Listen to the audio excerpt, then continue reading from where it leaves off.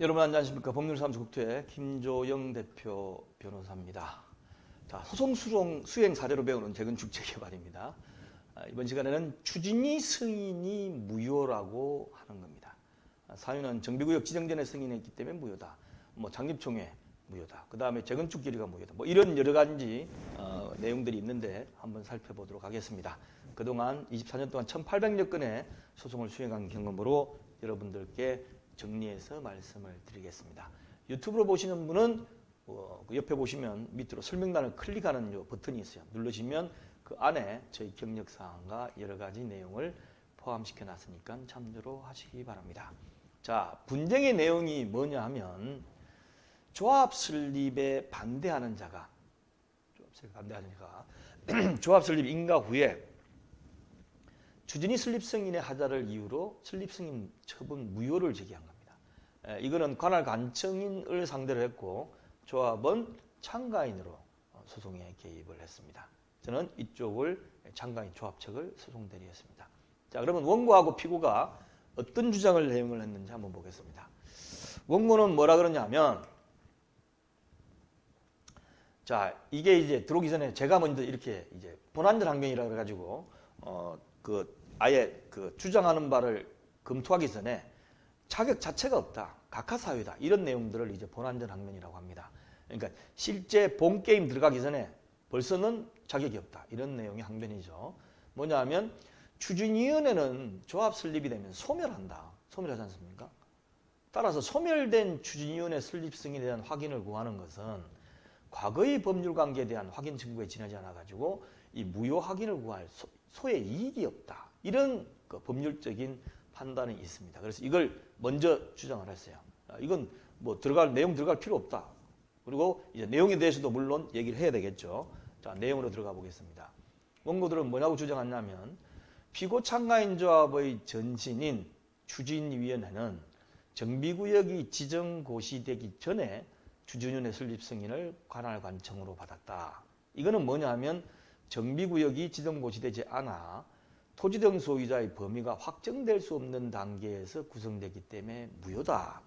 이게 무슨 말이냐면 추진위원회 설립 승인을 받으려면 정비구역 일정 범위 내에 토지등 소유자의 과반수의 동의를 받아야 됩니다. 설립에 대한, 지금은 용어가 바뀌어가지고 구성에 대한 동의지만 동의를 받아야 되는데, 정비구역이 지정되기 전에는 어떻습니까? 분모가 특정할 수 없다. 예를 들면 이게 토지등 소유자가 1000명인지 1100명인지 구분이 안 되기 때문에 반드시 정비구역이 되고 난 다음에 해야 된다. 근데 예전 거에 보면, 지금 조합도 보면 추진위도 할 때는 정비구역 지정되기 전에 받은 것도 꽤 있습니다. 그래서 이제 반박을 저렇게 했습니다. 우리 조합은 아파트 단지다. 정비구역이 지정되기 전이라도 아파트 단지가 주택단지이기 때문에 토지등 소유자 범위가 확정된다. 아파트 단지 예를 들면 1200세대, 1213세대, 1251세대 정확히 나옵니다. 그렇기 때문에 얼마든지 범위가 확정될 수 있다.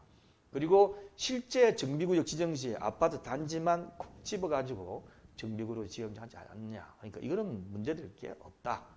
그러니까 또 두 번째로 주장을 하는 내용이 뭐냐면, 재건축 결의 동의서를 받았는데 이 재건축 결의 동의서를 아파트가 준공된 지 20년이 지나지도 않았는데 먼저 받았다. 20년이 지난 다음에 받아야 되는데 왜 미리 받았느냐? 이건 무효다. 그리고 도시정비법에 따른 추진위 설립 동의서 양식이 맞지 않는다.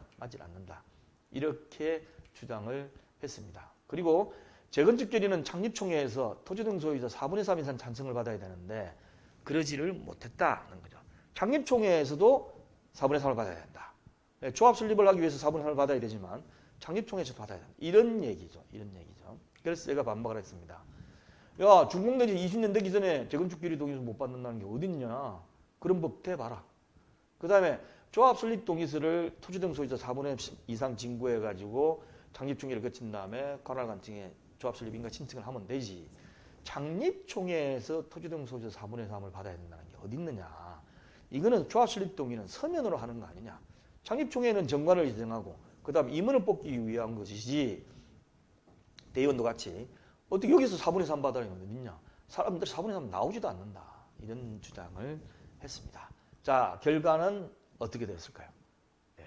저희들 적 주장을 받아들여 가지고 이겼습니다. 각하를 해버렸어요. 예, 이건 필요가 없다. 더 뒤에 나가볼 필요도 없이. 제가 보기엔 뒤에 내용을 넣더라도 조합 측에서 승소를 했을 겁니다.